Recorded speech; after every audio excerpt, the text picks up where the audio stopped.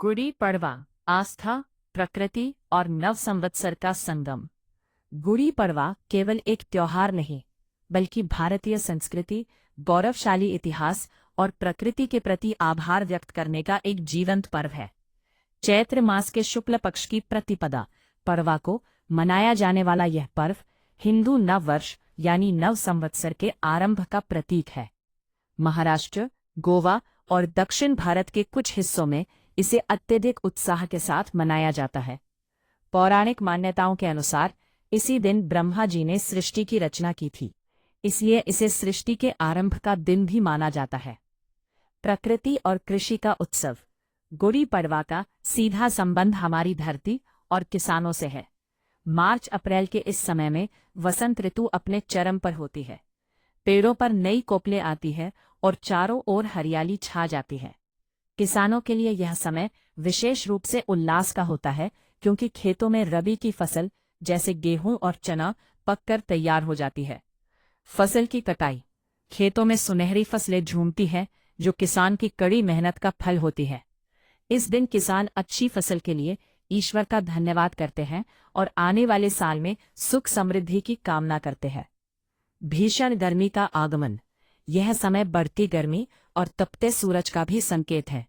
गुड़ी पड़वा के दिन कड़वे नीम की पत्तियां और मिश्री खाने की परंपरा है। यह वैज्ञानिक रूप से शरीर को आने वाली भीषण गर्मी और रोगों से लड़ने की शक्ति प्रदान करता है। इस पर्व का मुख्य आकर्षण घरों के बाहर पहराई जाने वाली गुड़ी है। एक लंबी लाठी के ऊपर सिल्क का कपड़ा, नीम की पत्तियां, गाठी शक्कर की माला और फूलों का हार चढ़ाकर उस पर तांबे या पीतल का उल्टा लोटा रखा जाता है। विजय का प्रतीक, इसे ब्रह्मध्वज भी कहा जाता है। यह बुराई पर अच्छाई की जीत और सौभाग्य का प्रतीक माना जाता है।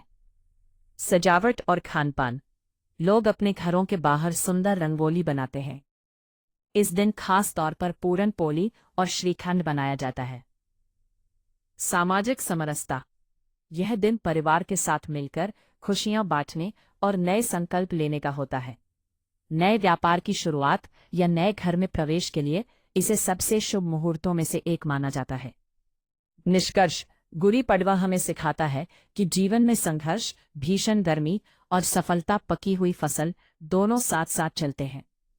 जिस प्रकार तपती धूप के बीच किसान अपनी पकी फसल को देखकर मुस्कुराता है, वैसे ही यह त्योहार हमें हर परिस्थिति में सकारात्मक रहकर नई शुरुआत करने की प्रेरणा देता है। यह पर्व हमारी प्राचीन कृषि संस्कृति और आधुनिक जीवन के बीच एक सेतु का कार्य करता है। आप सभी को नव संवत्सर और गुड़ी पड़वा की हार्दिक शुभकामनाएं।